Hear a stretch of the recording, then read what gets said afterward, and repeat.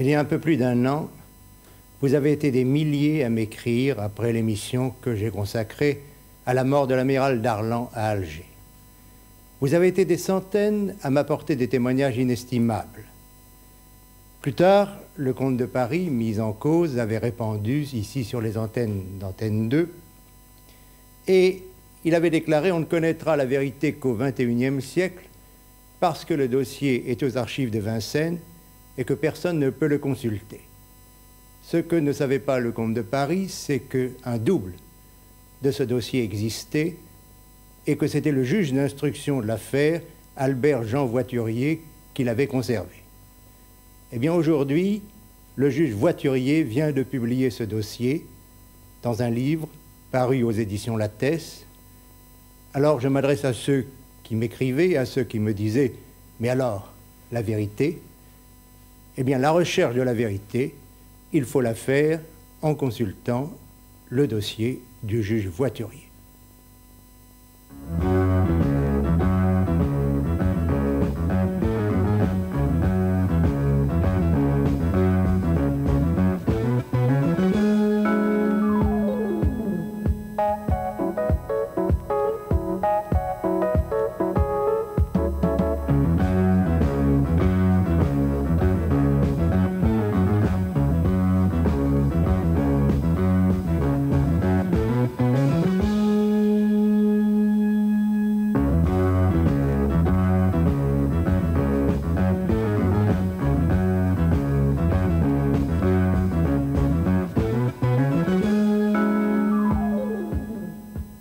Un café du boulevard Rochechouart, à une table, un homme. Un homme grand, fort, les cheveux noirs, les yeux noirs, mais avachi, comme envahi par une mauvaise graisse dans un costume, dans un complet trop étroit. Il a cette mauvaise graisse des gens qui boivent trop. Autour de lui, on parle du débarquement en Bretagne. Il fait très beau, nous sommes le 23 juin 1944 et il y a sur tous les visages, dans tous les yeux, de l'espoir, du bonheur. Mais dans les yeux de cet homme-là, à cette table, sur son visage, il n'y a pas d'espoir et il n'y a pas de bonheur. Il boit. Un homme est près de lui qui essaye de lui communiquer quelques paroles de réconfort. Il l'a regardé. Il lui dit « Tais ta gueule. » Alors quoi? Tu crois que je ne sais pas voir? Tu crois que je ne sais pas entendre? Tu crois pas que je le sais qu'ils sont foutus, les Fritz? Capoute, les Fritz, ils ont beau parader, crier, chanter, fusiller. Capoute, les Fritz. Et nous aussi, on est foutus. Patron, donne-moi à boire. Cet homme-là, c'est M. Henry. M. Henry, qui plastronnait encore quelques mois, quelques semaines plus tôt, M. Henry qui donnait des réceptions fastueuses auxquelles se pressait le tout Paris, comme on disait, le tout Paris français et allemand, un certain tout Paris. M. Henry, le patron. M. Henry qui faisait trembler les Français et trembler aussi, paradoxe, les Allemands. M. Henry, le chef tout-puissant de la Gestapo de la rue Lauriston. Alors, racontez la vie de Lafont. Oui, peut-être est-ce tombé, ou bien on va penser que c'est tombé dans un rétro, qui pourrait être la mode. N'en n'est pas moins peut-être de mauvais aloi. Je ne pense pas. Je ne pense pas parce que, voyez-vous, l'occupation, qu'est-ce que c'est? L'occupation, c'est un amalgame singulier d'héroïsme et d'abjection.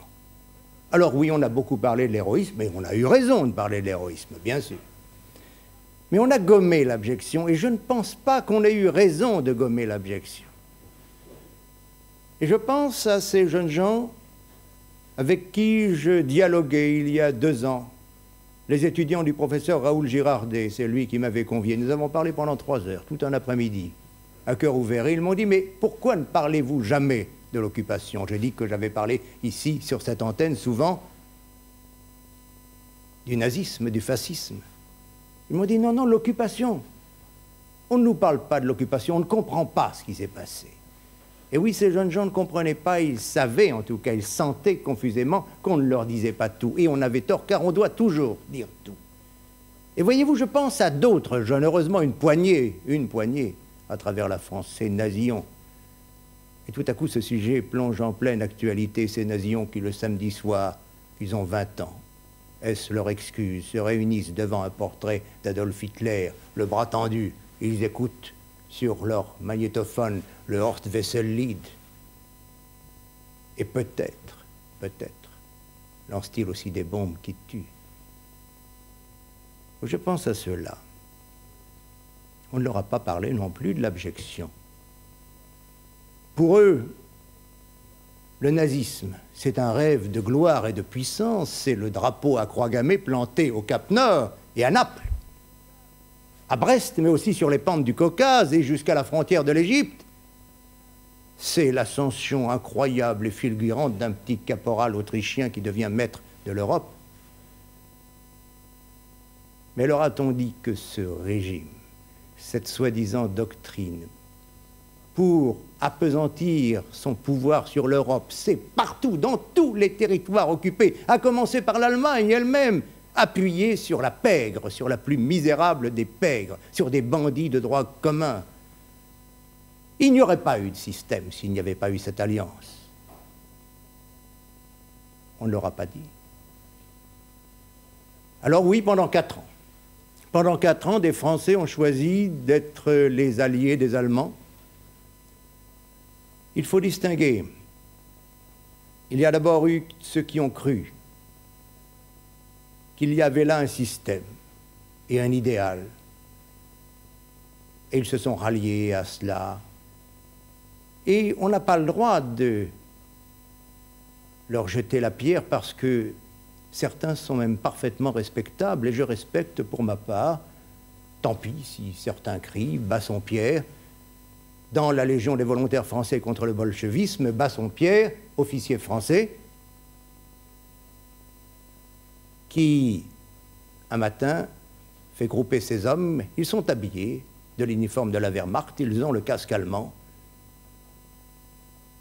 au pied du mât sur lequel flottent les couleurs, et déclare que l'on va rendre hommage à nos camarades tombés à Bir Hakeim. Eh bien oui, on peut saluer. Mais voyez, voilà le drame. C'est que Bassompierre sert la même cause que la Fon.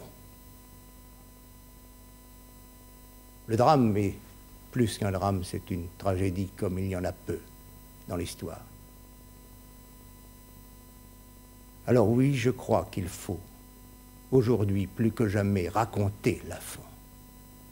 Le raconter en se servant d'un travail d'abord considérable, dû à Philippe Aziz, un historien, un journaliste. L'école des Chartes l'a rompu à l'étude des textes et cette méthode, il l'a appliquée à la bande Lafon. Il faut lire son livre « Tu trahiras sans vergogne », comme je l'ai lu, haletant, fasciné. Et puis lire aussi les travaux de Jacques Delarue, Histoire de la Gestapo, Trafic et crime pendant l'occupation, et puis aussi ceux d'Alain Desroches, de Marcel Asquenoff. Et là, on connaîtra la vérité, elle n'est pas belle, la vérité. L'histoire commence à l'automne de 1913. Un immeuble du boulevard du Port-Royal, une femme descend l'escalier, une valise à la main, on dirait qu'elle s'enfuit, et elle s'enfuit. 3 heures plus tôt, elle a conduit avec son petit garçon, son mari, au cimetière. Elle est revenue, elle a bouclé sa valise, elle rejoint un amant. Et elle abandonne son fils, Henri, qui a 11 ans. Et il est tout seul, le petit garçon, dans l'appartement. Et puis un peu plus tard, c'est le propriétaire qui arrive. « Dis donc, mon petit garçon, qu'est-ce que tu fais là ?» « Ben, je sais pas. Ben, il faut partir, j'ai des nouveaux locataires. » « Mais où est-ce que je peux aller ?»« Je sais pas, moi, ça ne me regarde pas, il faut partir, mon petit. » Il connaît personne dans Paris, il s'en va. Le voilà qui est dans la rue, ce petit garçon. Dans la rue de 1913, il va errer toute la journée dans la rue. Et ses pas le conduisent irrésistiblement où? Au cimetière où il a conduit le matin son père. La nuit tombe, il pénètre dans le cimetière, il cherche la tombe de son père, il est là, il a froid, il a peur. Et la nuit est tombée, il se couche sur la tombe de son père. Il y passera la nuit.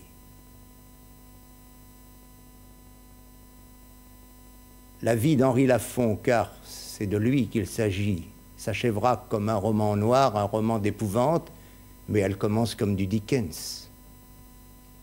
Alors il va trouver du travail au Halles, où l'on n'est pas difficile sur le recrutement, même des enfants d'âge scolaire. Et pendant des mois, il va transporter la nuit des cajots avec d'autres garçons de son âge, beaucoup de voyous. Parmi ces garçons-là, alors il apprend la rue. C'est l'école de la rue qui est l'école de Lafon. Et puis avec ces voyous, eh bien, on vole des chaises aux terrasses des cafés. Après la fermeture, on va les vendre au marché aux puces, c'est le début. Et puis on fait d'autres larcins. Puis un jour, un charcutier lui dit « Tu veux être mon commis ?» Alors il est ravi, il devient commis de ce charcutier. Il est heureux. Il travaille dur parce que les commis de charcutier, ça travaille très dur. Mais ça ne lui fait pas peur de travailler dur. Il est très content. Au fond, il était fait pour ça. Et puis la veille de Noël, un grand panier qu'il porte pour le réveillon chez un bourgeois, et la facture dit 95 francs.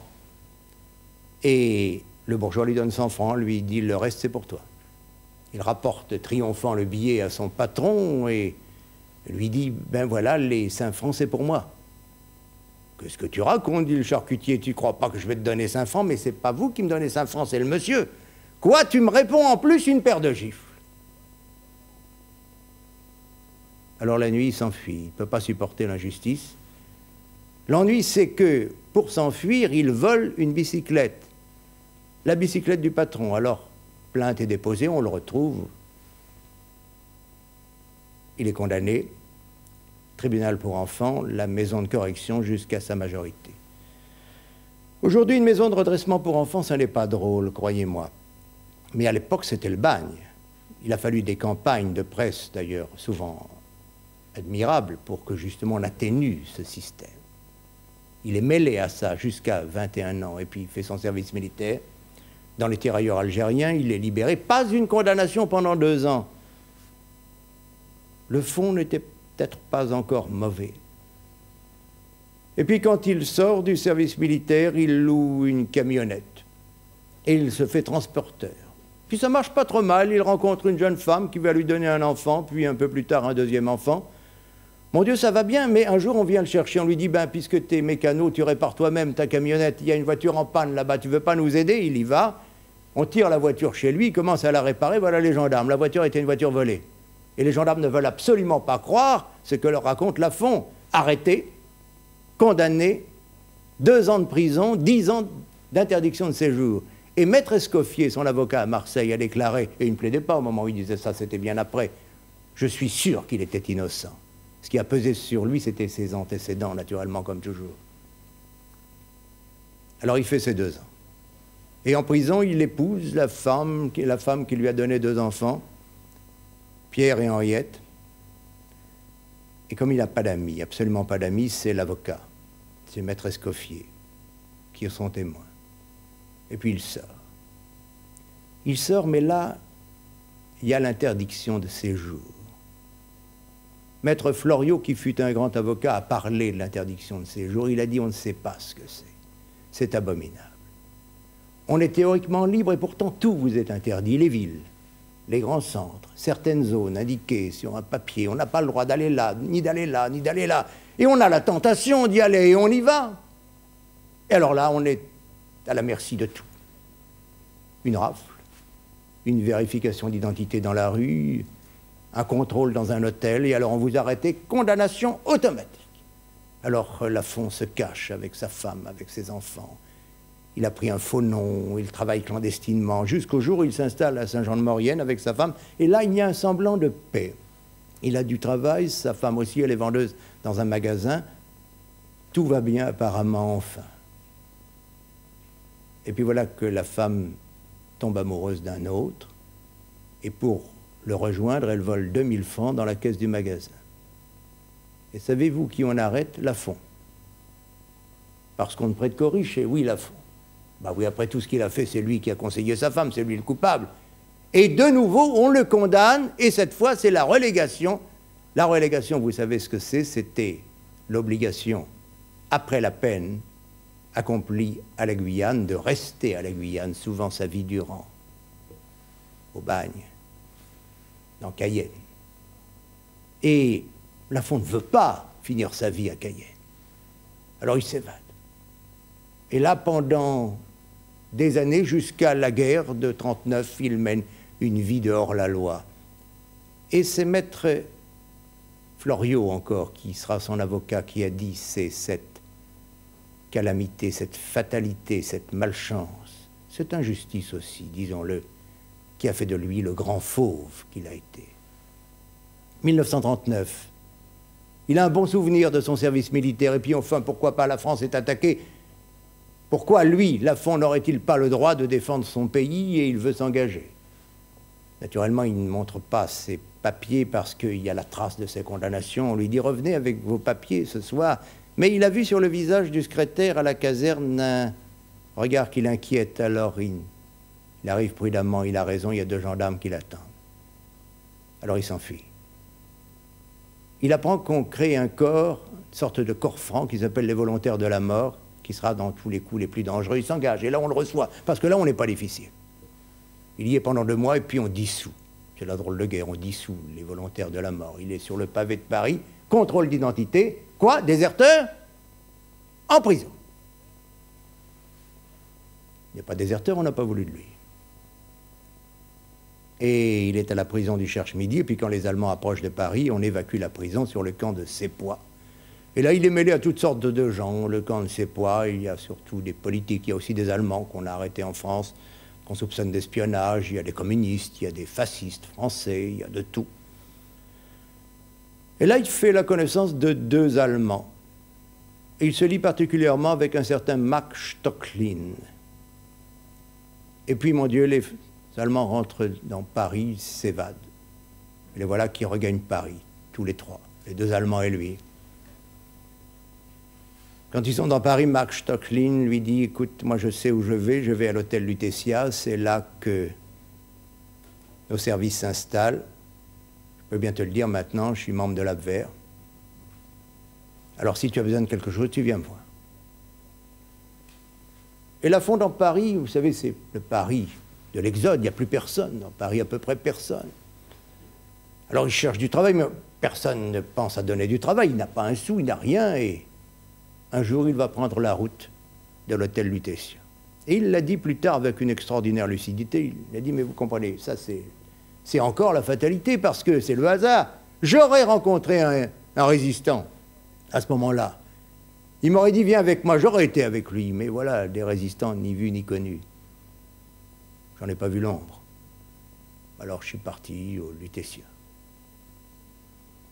Et c'est le moment où un extraordinaire système, je mets système entre guillemets économique, s'installe en France. La France qui vient de signer l'armistice. Et les Allemands ont demandé au gouvernement français une colossale indemnité d'occupation. Les Français, pour entretenir l'armée d'occupation allemande sur son propre territoire, doivent verser 400 millions par jour. 400 millions de l'époque, bien sûr. Alors, le gouvernement français a discuté, a dit, c'est pas possible. Nous avons calculé, vous pourriez entretenir 18 millions de soldats avec cet argent-là. Vous n'avez pas besoin de ça, vous n'en avez pas le quart sur notre territoire. Alors, les Allemands ont consenti à baisser leurs prétentions, à rabaisser leurs prétentions. Ils sont descendus à 300 millions par jour. Ça fait 100 milliards par an. C'est très difficile de traduire en francs nouveaux, en francs anciens, on n'y comprend pas grand-chose, les paramètres ne sont jamais les mêmes, mais une indication. En 1938, les recettes budgétaires totales de la France, tous les impôts compris, se sont élevés à 54 milliards. Et on doit verser maintenant 100 milliards par an aux Allemands. Alors ça fait un argent qu'on n'arrive pas à compter et qu'on ne peut pas dépenser. Voilà le paradoxe encore, c'est que les Allemands ne peuvent pas dépenser l'argent que les Français leur versent. Les soldats allemands sont surpayés, on verse des pensions à leurs femmes, à leurs enfants, à leurs familles, ils ont des primes à tout bout de champ, mais ça ne suffit pas. On ne sait pas quoi en faire de cet argent. Il y a toujours un excédent colossal encore, dans les banques. C'est alors qu'on décide, on l'a décidé, de mettre la France en coupe réglée. Je fais appel à ceux qui ont mon âge et à ceux qui sont plus âgés. Souvenez-vous, à cette époque-là, qu'est-ce que nous disions tous? Ils nous prennent tout. Ils, c'était les Allemands. C'était vrai. Et ils le faisaient scientifiquement. C'est alors que s'installe, mais dès juin 40, ils n'ont pas tardé, à l'hôtel Lutetia, les fameux bureaux d'achat, qui sont chargés de rafler tout ce qu'on peut rafler en France pour l'envoyer en Allemagne. Et c'est à ce moment-là que Stocklin, qui s'occupe de ces bureaux d'achat, reçoit la visite de Lafon. Et il fait confiance à Lafon. Eh bien, écoute Henri, comme tu voudras, vas-y. Voilà une voiture, voilà un laissez-passer, voilà du fric. Vas-y, montre ce que tu sais faire. Et il part. Et il rapporte de partout. Tout ce qu'on peut rapporter. Il loue un magasin. D'abord rue Tiquetonne. Et il bourre ce magasin de marchandises les plus diverses. Et puis il loue un autre magasin parce que la rue Tiquetonne, c'est trop petit, rue Cadet. Et puis comme la rue Cadet et la rue Tiquetonne, ça ne suffit pas, il loue un troisième magasin dans le faubourg Saint-Antoine. Et il circule dans sa voiture à travers l'Île-de-France, à travers la Normandie, il achète de tout, du blé, du maïs, du beurre. Souvenez-vous, en 40, je m'adresse encore à ceux de mon âge et aux plus âgés, on n'avait pas de beurre du tout. Moi je me souviens, j'étais gosse, mais on n'avait pas de beurre. Eh bien c'est par dizaines de tonnes que Lafon achète du beurre. Il achète des tissus. Il achète de tout ce qui peut s'acheter, même des meubles d'époque, du maïs, du bétail. Eh oui, du bétail sur pied qui arrive à Paris. Alors on est émerveillés. À l'hôtel Lutetia, on dit, on a un homme extraordinaire. Et à ce moment-là, Stocklin pense qu'il est temps de présenter Lafon à ses supérieurs qui s'appellent Otto Brandl, et puis le capitaine Radek. Ce sont eux qui contrôlent tous les bureaux d'achat en France occupée. Et Brandl et Radek sont absolument enchantés par Lafon, qui n'est pas obséquieux. Il est là, il leur parle comme à des égaux, ça ne leur déplaît pas. Et ils sentent qu'ils peuvent lui faire une entière confiance, d'autant plus qu'ils ont fait faire une enquête sur Lafon et qu'ils savent à quoi s'en tenir. Ils savent que Lafon est un repris de justice. Ils aiment ça. Ils aiment ça parce que un repris de justice, ça se contrôle. Ils ont barre sur Lafon. Mais ils ne savent pas que Lafon est plus malin qu'eux. Il sait que ces hommes-là ont barre sur lui, et dès ce moment-là, il est décidé à faire en sorte que ce soit lui qui ait barre sur les Allemands. Mais comment va-t-il faire? Par la compromission. Il a compris que ces gens-là n'étaient pas à l'abri de la tentation. Et jusqu'à la fin de l'occupation, tous les Allemands auxquels il aura affaire, eh bien, il les paiera. Il leur donnera des commissions énormes. J'allais encore dire colossales. Mais oui, il leur fera des cadeaux somptueux, il les tiendra. Et même il les compromettra dans d'autres affaires plus graves. C'est ça le système Lafon. Alors tout est permis à Lafon? Peut-être. Sinon qu'il manque de collaborateurs, je ne fais pas là un jeu de mots. Alors que faire, où les trouver? Il faut qu'il ait des gens en qui il puisse avoir entièrement confiance, et il s'en ouvre à Radek. Il dit, j'ai une idée. Mais quelle idée, Henri? J'ai des copains. Ben, d'accord, tu les engages. Ben voilà, il sait qu'ils sont en prison. Ah, à Fresnes. Ah. Alors, est-ce que tu peux m'aider, Radek, à les faire sortir? Courte hésitation de Radek. Et puis, au fond, qu'est-ce que ça peut faire? D'accord, Henri, on y va. On se fait préparer un ordre de libération. Et on arrive à la prison de Fresnes. Et alors là, je voudrais bien, si jamais ce monsieur existe encore, connaître le directeur de la prison de Fresnes, parce que ce pauvre homme a vécu ce jour-là une aventure qui doit l'avoir marqué jusqu'à la fin de ses jours. Imaginez donc Radek avec quelques Allemands en uniforme, et puis un homme plus discret, qui n'est pas en uniforme, un Français, qui est là, qui ne dit rien, c'est Lafont. Et Radek exhibe un ordre signé par les hautes autorités allemandes d'occupation. Il s'agit de libérer tous les prisonniers qui seront désignés au directeur. Que voulez-vous que fasse le directeur? Il est d'accord. Et on s'enfonce dans le dédale de la prison, et alors là, tout à coup, c'est Lafont qui prend la direction des opérations et qui dit « ouvrez ». Et on ouvre toutes les portes l'une après l'autre. Alors, Lafont regarde à l'intérieur. S'il ne connaît pas, on regarde à des nueux, non. Et on ferme la porte. Mais tout à coup, il ouvre une porte, on ouvre une porte. « Ah, comment c'est toi, Henri? Ben oui, c'est toi, Fredo. » Ah, il tombe dans les bras l'un de l'autre.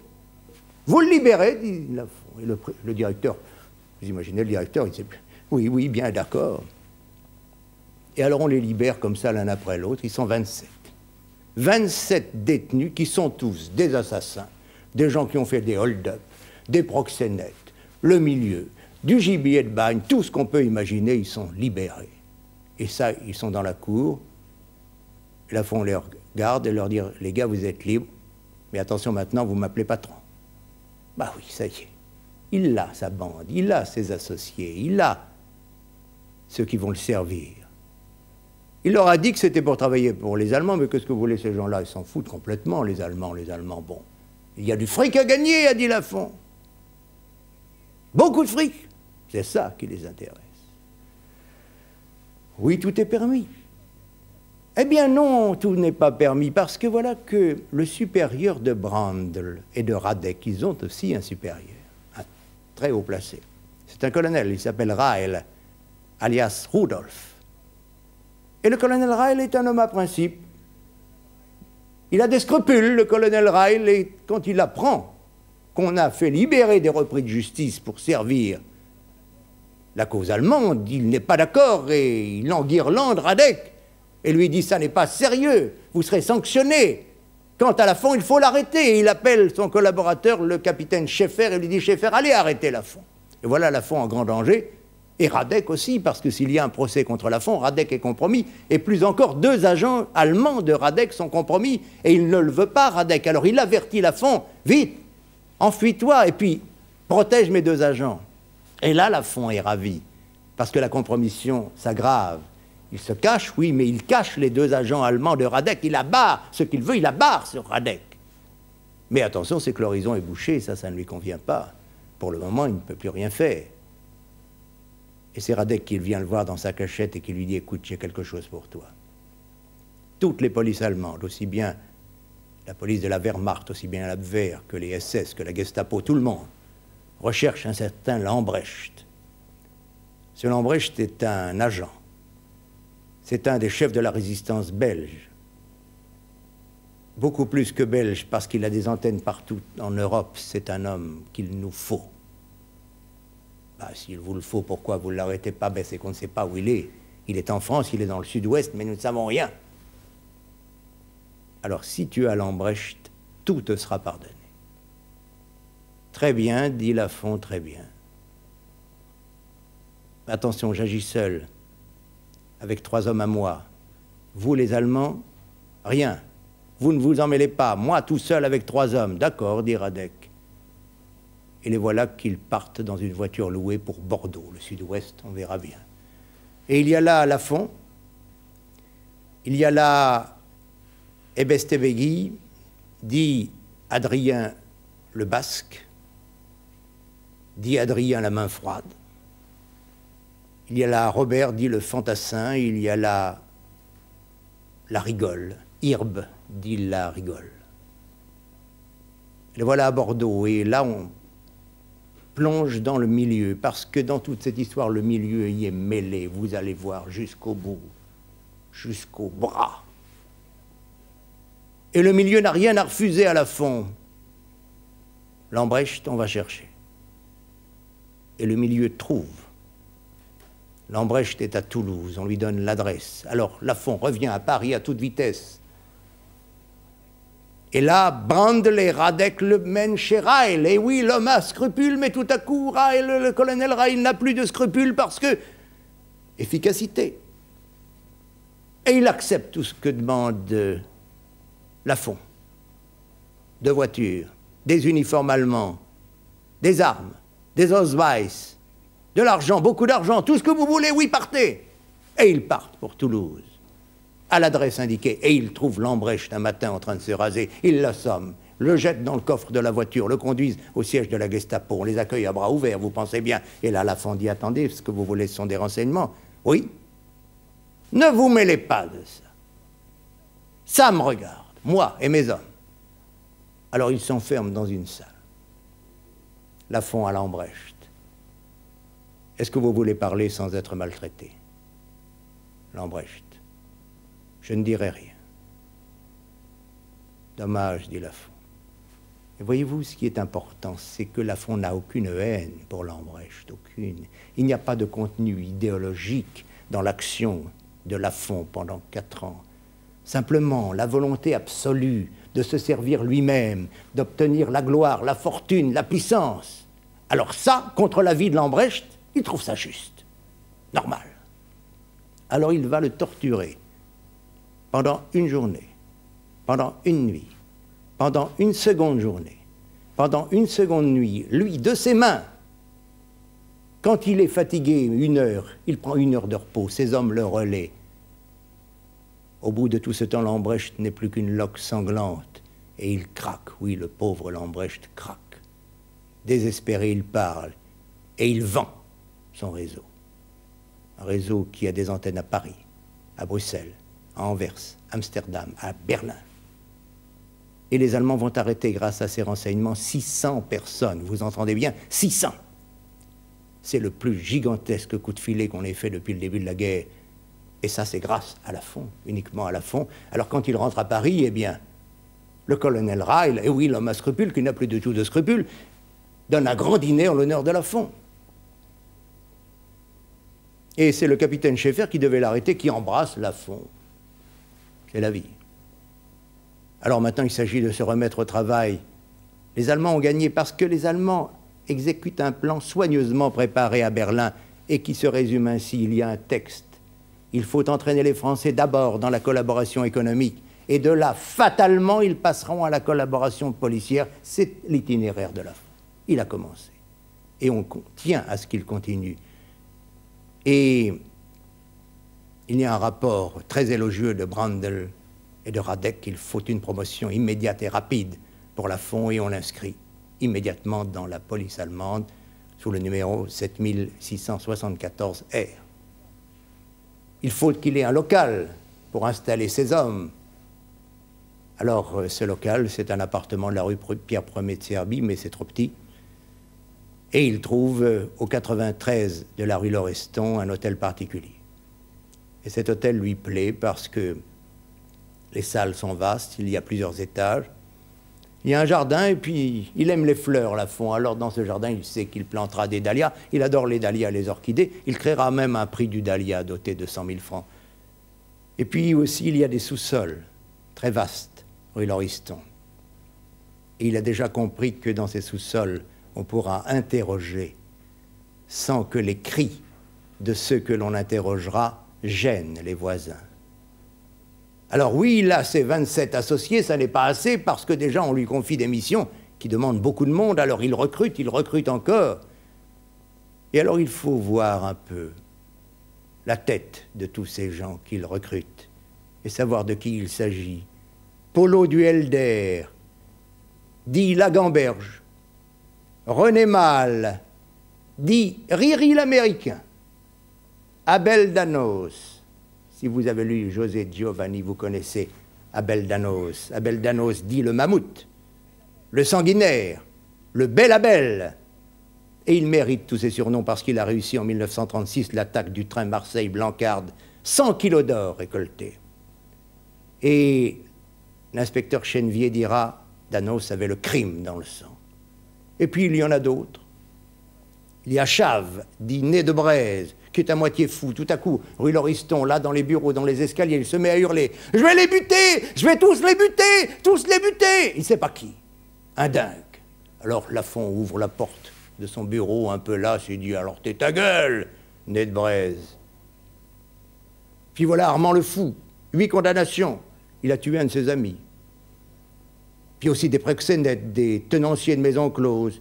Voilà Feu, dit le Riton, 7 condamnations. Voilà Jo le Corse, tueur à gages. Voilà Fredo, la terreur du Gnouf, le plus beau des pseudonymes. C'est lui qui manie la gégène, la torture et l'électricité. Il appelle ça la magnéto, à effacer le sourire. Oui, là, rue Lauriston. C'est un beau recueil de gibier de bagne. Et voyez-vous, c'est là, rue Lauriston, que Lafont va planter, la crémaillère. Eh oui, la crémaillère. Alors, dans la plus grande salle, on installe une grande table, une nappe blanche. Sur cette nappe, les orchidées chères à Lafont. Et autour de Lafont s'assoient ses amis, ses collaborateurs. Mais entre chaque ami de Lafont, il y a un Allemand. Et il y a Radek, il y a Brandl, il y a le colonel Reil qui décidément a oublié tous ses scrupules. Et puis voilà, à côté de Lafont, il y a l'hôte d'honneur, le Kriminalrat Bömelburg. Oh, un homme remarquable. C'est lui qui domine toute l'action de la Gestapo en territoire occupé. Et les nazis français, puisqu'il y en a, le respectent pour la droiture de son attitude. On sent que c'est un homme de doctrine, qu'il est là pour appliquer dans les faits en France occupée la philosophie prêchée par Adolf Hitler. Pur et dur, Bömelburg, respectable. Mais qu'auraient dit ces nazis français s'ils avaient su que ce soir-là, le très respecté Kriminalrat Bömelburg était assis à la droite de Lafont, et que, entre chacun de ces Allemands de haut niveau, de haut grade, de ces nazis, il y avait Fredo, la terreur du Gnouf, Riri, l'Américain, Adrien, la main froide, Jo le Corse. Mais alors qu'est-ce que ça voulait dire tout ça? Qu'est-ce que ça voulait dire? Où était la doctrine? Elle n'existait pas, la doctrine. Il n'y avait pas de doctrine, et le pur et dur Bömelburg recevra désormais chaque soir, dans son hôtel particulier de Neuilly, un grand panier renfermant les mets les plus exquis, les plats les plus rares que l'on aura fait cuisiner par les plus grands chefs de Paris à son usage, avec les vins, des vins qui eussent enchanté un collectionneur des champagnes millésimés. Bömelburg, le pur et dur, recevra d'un truand qui s'appelle Lafont des cadeaux jusqu'à la fin de l'occupation. Bömelburg, qui à certaines occasions va porter à Laval des messages de Hitler. L'amalgame, qu'est-ce que ça veut dire? Mais rien, justement, ça ne veut rien dire.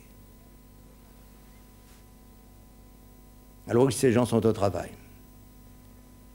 Et ils attaquent. Leur but, c'est la résistance, c'est la chasse aux terroristes, comme on dit. Alors ils attaquent partout, à Paris, à travers la France. Des commandos, des brigades partent, portent des coups très durs à la résistance. Ça n'arrêtera pas jusqu'à la fin. Et c'est ainsi que ce sont les hommes de Lafont qui vont démanteler le réseau Libération-Vengeance. Des hommes de Lafont qui vont porter des coups plus durs encore à Résistance Faire. Des hommes de Lafont lui-même qui va porter le coup le plus sévère à Défense de la France. Et dans le groupe Défense de la France, il y a la nièce du général de Gaulle, il y a Geneviève de Gaulle, que Bonny va arrêter de ses propres mains. Oui, Bonny, je n'ai pas encore parlé de Bonny. Parce qu'un beau jour, Radek a conduit rue Lauriston un homme un peu effacé, falot, avec une moustache noire. Il l'a présenté à Lafont, Voilà l'inspecteur Bonny. Qui était Bonny? Eh bien, Bonny, après la guerre 14-18, qu'il avait fait dans de bonnes conditions, s'était engagé dans la police. Il était dévoré d'ambition, Bonny. Et d'ailleurs, il avait réussi des missions assez intéressantes, quoique toujours en marge. Par exemple, il avait eu vent d'exportation illégale de capitaux auxquels se livrait un haut dignitaire de l'Église. Alors, il avait pris le haut dignitaire de l'Église la main dans le sac. Ça avait énormément arrangé Aristide Briand, qui était gêné par l'action française et qui, pour que l'on étouffe l'affaire, avait obtenu du Vatican que l'on condamne l'action française. Alors, Bonny avait reçu une médaille d'argent. Et puis alors, on avait parlé beaucoup de lui au moment de l'affaire Stavisky. Il connaissait bien Stavisky, et puis vous savez que quand Stavisky a été assassiné, on n'avait pas retrouvé les chèques, les talons des chèques qu'il avait remis à tant de personnalités. On cherchait éperdument les talons des chèques. Et un beau jour, Bonny avait apporté à son ministre Chéron les talons de chèques, 1200 talons de chèques. Et Chéron, ce ministre naïf, Chéron s'était écrié: « Jeune homme, vous avez sauvé la République, vous êtes le premier policier de France. » Pauvre Chéron, parce que très vite on s'était aperçu que décidément Bonny était compromis jusqu'au cou dans les plus louches des affaires. On l'avait dû l'arrêter, puis le condamner, révoqué bien sûr. Et en 1940, Bonny était dans la misère. En 1940, Bonny était prêt à tout. Et il avait rencontré Radek. Et Radek l'avait conduit à la fin. Alors, bien sûr, la rue Lauriston, c'était une bande de tueurs, de repris de justice. Ce n'étaient pas des gens très organisés. Et Bonny, là, dans son bureau, avec une application tout à fait étonnante, va s'appliquer à mettre de l'ordre dans tout ça. Et il va tenir des comptes. Il va rédiger des rapports à l'usage des Allemands et il va les rédiger en style administratif. Et ça plaît énormément aux Allemands. Et c'est ce que le procureur Reboul lui reprochera le plus au procès. Il lui dira: « Bonny, avant vous, il ne s'agissait que d'une bande de truands, une bande de malfrats. Vous êtes arrivés, vous avez donné un semblant d'existence légale à cette bande. Et vous en avez fait un service avec un grand S. Et désormais, dans vos rapports, vous disiez le service. Vous aviez en quelque sorte officialisé le crime. » Oui, cela, c'est Bonny. Alors on travaille. On chasse le résistant. On arrête. Quelquefois, on fusille sur place. Et puis ceux qu'on emmène, eh bien, quelquefois, on les torture, on les interroge, comme on dit, sur le terrain. D'autres fois, on les interroge, toujours, comme on dit, rue Lauriston. Et tout de même, il faut dire quelques mots des méthodes de Lafont et de ses hommes. On a dit que Lafont avait inventé la baignoire. Je suis loin d'être sûr. En tout cas, il a utilisé beaucoup la baignoire. Et pour les plus jeunes de ceux qui m'entendent, je voudrais dire ce que c'était que la baignoire. On remplissait une baignoire d'eau glacée. Et puis le client, comme on disait, on lui attachait les mains dans le dos avec des menottes. On lui demandait de parler. S'il ne parlait pas, s'il ne dénonçait pas ses complices, on enfonçait de force la tête de l'homme dans l'eau glacée jusqu'à ce qu'il ne bouge plus, c'est-à-dire jusqu'à ce qu'il suffoque. On lui tirait la tête dehors en le prenant par les cheveux, on lui laissait reprendre haleine. Alors parle, et s'il ne voulait pas parler, on l'enfonçait de nouveau. Voilà le supplice de la baignoire, et puis il y en avait d'autres. On agenouillait le client sur une règle métallique, et là un homme de Lafont lui sautait sur les épaules et appuyait de toutes ses forces. Et puis aussi on le battait, on battait à coups de nerfs de bœuf, jusqu'à l'évanouissement. Et puis aussi on limait les dents. On arrachait les ongles, on coupait, on cisaillait les pieds avec des rasoirs et on forçait le client à marcher sur du sel. Et puis il y avait la torture électrique, vous vous souvenez, Fredo, la terreur du Gnouf, et sa magnéto a effacé le sourire.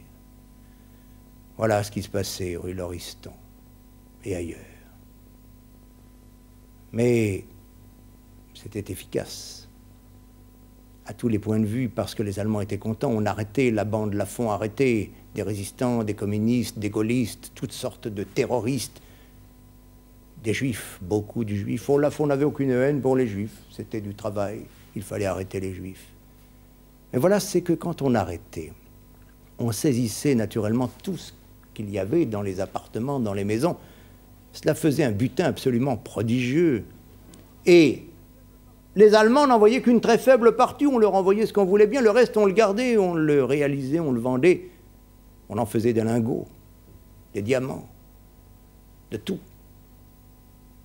Et rue Lauriston, en 4 années, en moins de 4 années, puisque tout ça ne commence vraiment qu'en 1941, on va récolter des milliards de l'époque, et c'est le commissaire Chenevier qui l'a dit, des milliards, c'est une somme qui nous paraissait inconcevable, que des particuliers aient pu gagner des milliards, ils ont gagné des milliards. Alors évidemment, c'était une curieuse ambiance qu'il y avait rue Lauriston. Il y avait des bureaux, le bureau de Bonny, il y avait des salons, et partout des hommes qui passaient, des truands, les fameux truands. Et puis partout les fleurs de M. Lafon, parce que M. Lafon avait besoin de fleurs, des dahlias, oui, mais des orchidées, surtout des orchidées. Alors évidemment, comme les gens demandaient des services à M. Lafon, qu'on avait besoin de M. Lafon, on lui envoyait des orchidées, on connaissait son goût, sa passion, son vice. Alors quelquefois, on ne savait plus où les mettre, les orchidées. Alors des hommes de Lafon faisaient le tour du quartier, sonnaient à des portes. Alors vous imaginez la brave dame qui ouvre, elle voit un type à mine patibulaire, de la part de M. Lafon. Comment voulez-vous refuser les orchidées de M. Lafon? Alors, M. Lafon s'est plus contenté de la rue Lauriston. Il s'est fait réquisitionner un hôtel particulier, avenue de Madrid, à Neuilly. Et pour le meubler, eh bien, on a fait appel aux plus grands antiquaires de Paris qui ont apporté leurs meubles les plus rares, les plus extraordinaires. Et l'ex-truand vit dans ce cadre. Et il donne des fêtes somptueuses. Et les gens du monde, et oui, d'un certain monde, hélas, du monde, mais ils sont comme ça quelquefois, vont à ces fêtes. Et on voit là des hommes politiques. On voit là des conseillers municipaux, d'anciens ministres, des journalistes comme Jean Licher, un préfet comme le préfet Bussier, bien d'autres. Et un conseiller municipal l'a raconté, a dit, mais Lafon était merveilleux dans ses réceptions, il avait beaucoup d'esprit, et quand il racontait une histoire, il fallait admirer son sens de l'imagination et du suspense. Mais dans les caves de la rue Lauriston, il y avait aussi des gens qui pensaient que M. Lafon avait beaucoup d'imagination et un sens du suspense très développé. Alors oui, M. Lafon rendait service, oui. Sans cesse, son téléphone sonne, il y a des gens qui implorent, qui viennent le voir. Et il rendait service au procès, on le dira, on le reconnaîtra. Il a fait libérer beaucoup de résistants, il a fait libérer beaucoup de juifs. Pourquoi? Puisqu'il en fait arrêter tellement, puisqu'il en torture tellement, puisqu'il les envoie vers les camps de concentration. Est-ce que c'est un alibi qu'il se prépare? Pas du tout, parce que Lafon croit à la victoire allemande, il croira jusqu'au bout à la victoire allemande. Il est d'ailleurs devenu citoyen allemand et capitaine de la Wehrmacht. Non, ce qu'il veut quand il rend des services, d'abord il demande de l'argent, souvent, beaucoup d'argent. Mais aussi il ne demande pas toujours de l'argent. Parce qu'il veut en fait se valoriser à ses propres yeux. Ces gens qui sont des gens importants souvent, qu'il implore devant lui, eh bien il sait que 10 ans avant, il n'aurait même pas osé leur adresser la parole. Et maintenant, ils sont à ses pieds. Et il est content. C'est une revanche. La revanche, elle a commencé pour Lafon quand il a ouvert les cellules de la prison de Fresnes à ses camarades, et elle continue maintenant, la revanche. Ce qui le prouve que c'est cela qu'il cherche, c'est le choix de ses maîtresses. Il est choisi maintenant dans l'aristocratie. Il y a d'abord la comtesse Natacha Kolnikov, après il y a Geneviève de P. Ensuite, il y a la marquise d'A. Et le règne de la marquise d'A durera plus longtemps que les autres. C'est elle qui l'initiera à l'équitation. Il achètera 2 pur sang et chaque matin, il montera en la compagnie de la marquise ses chevaux dans un manège de Neuilly ou bien au bois. Il a changé, Lafont. Il a changé. Mais il est toujours le même. Et les coups qu'il a portés à la résistance sont tels que la résistance essaye de le faire abattre. Plusieurs fois, il est trop bien protégé. Quand il descend de chez lui, il monte dans sa Bentley blanche. Au volant, un chauffeur met autour de lui des gardes du corps. Alors on n'y est pas arrivé. Et alors se passe cette chose extraordinaire qui va avoir lieu au mois d'août 1943, un soir, à 9 h du soir, dans un cabaret qui s'appelle Le Chapiteau, une histoire qu'on serait tenté de ne pas croire, mais dont nous avons les preuves qu'elle s'est déroulée. La résistance a envoyé un délégué à Lafont. Lafont a accepté de le rencontrer. Il s'est présenté là, ce soir-là, au mois d'août 1943, lieutenant-colonel Ricard. Lafont est là, il y a un seau à champagne, la bouteille est là, et Ricard lui parle, lui dit: Lafont, les Allemands ont perdu la guerre, regardez. Regardez autour de vous, ils ont perdu la guerre. Vous avez fait des choses atroces, mais on va l'oublier si vous vous ralliez à nous. Nous avons besoin de vous, Lafont. Vous pouvez vous racheter totalement. Et Lafont les regarde, et Lafont prend la bouteille et la boit au goulot, le champagne. Il lui dit: Colonel Ricard, vous aimez les femmes? Moi, je les aime. Brunes, blondes, rousses, timides, passionnées, douces, violentes. Je les aime toutes. Et je les ai toutes, colonel Ricard. Vous pouvez me donner toutes les femmes? Et il reprend la bouteille de champagne, il boit au goulot. Il dit: Colonel Ricard, vous aimez la puissance? Moi, je l'aime. J'ai autour de moi les hommes les plus puissants, des Allemands, des Français. Ils rampent à mes pieds. Ils font ce que je veux. Je les tiens. J'aime ça, moi, colonel Ricard. Voyez-vous, colonel Ricard, je ne suis pas allé comme vous, par la grande route qui conduit aux Invalides. Moi, j'ai dû cheminer par des sentiers difficiles à travers les ronces. Et maintenant, je suis arrivé. Et là où je suis bien. Trop tard, colonel Ricard, ça ne m'intéresse pas ce que vous m'offrez. Quoi? Se cacher? Je me suis déjà caché. La vie clandestine, je connais.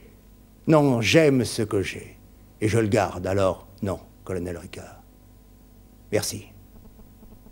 Et Lafont s'en va.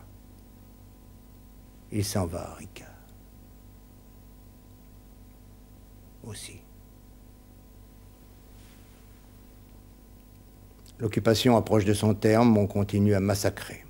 La bande maintenant circule à travers la province. On viole. On pille, parce qu'on pille beaucoup, il s'agit de se remplir les poches plus que jamais.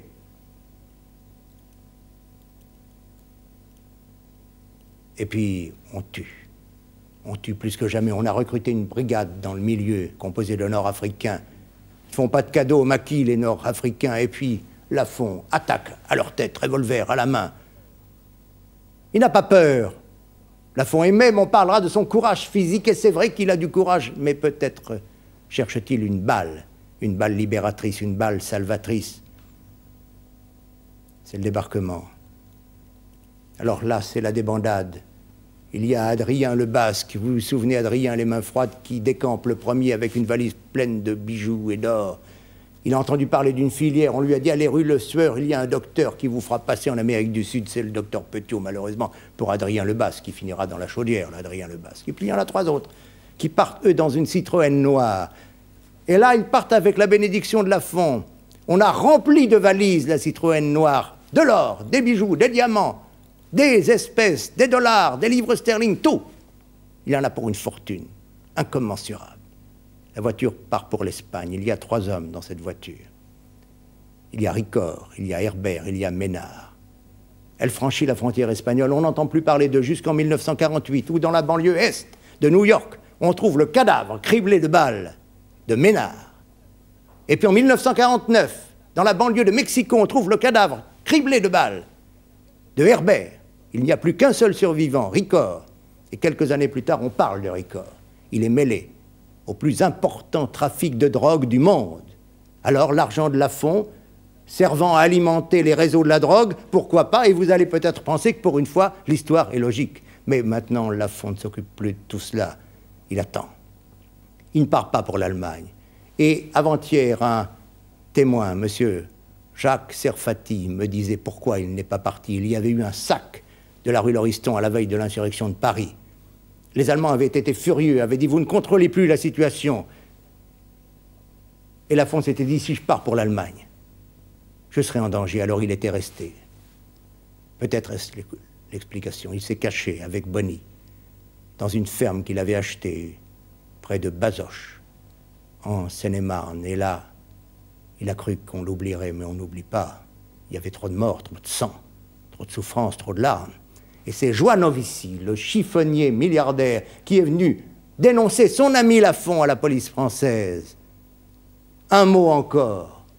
2 hommes ont fait des fortunes beaucoup plus fabuleuses que Lafont pendant l'occupation. C'était Joanovici et Skolnikov. Et ces 2 hommes, avec leur trafic, avec les Allemands, avec les nazis, ont accumulé des milliards. Et ces 2 hommes étaient juifs. Alors oui, messieurs les jeunes gens qui vous recueillez le samedi soir devant le portrait d'Hitler, qu'est-ce que vous dites de ça? Je crois que vous vous recueillez devant quelque chose qui n'a jamais existé. Alors on vient chercher, on vient arrêter Bonny et Lafont. Ils sont arrêtés, conduits en prison. Ils seront jugés à partir du 1er décembre 1944, procès qui dure 10 jours. Bonny implore, supplie. Lafont montre quelque chose qui ressemble à de la dignité. Chaque fois qu'on parle d'un coup, il dit « j'y étais, monsieur le président ». Quelquefois, le président a la preuve que c'est pas vrai. Il lui dit « mais enfin, Lafont, vous n'y étiez pas. Pourquoi dites-vous ça ?»« Parce que j'étais leur chef, monsieur le président. Alors moi, je prends tout sur moi. » Alors naturellement, ils sont condamnés à mort tous les 2, et les autres aussi, leurs complices.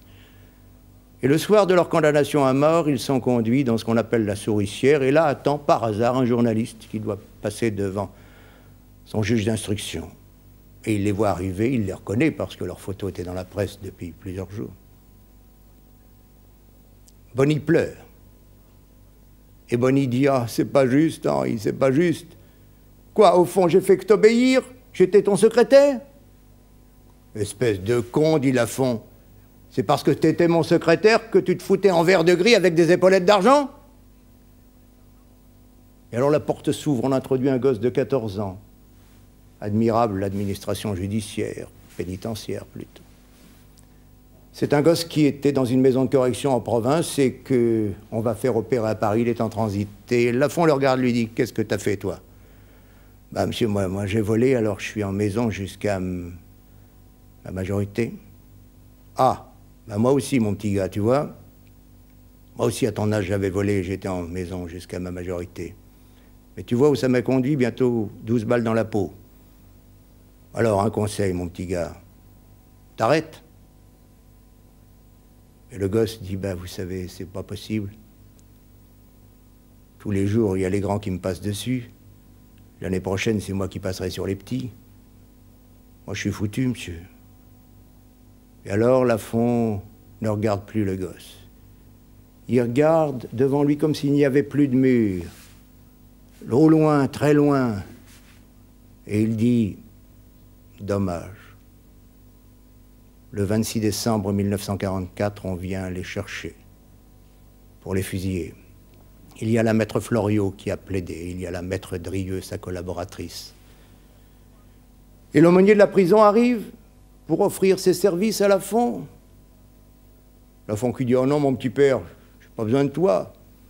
Tu sais, tous mes copains sont en enfer, alors moi, le paradis, ça m'intéresse pas. Salut, mon petit père.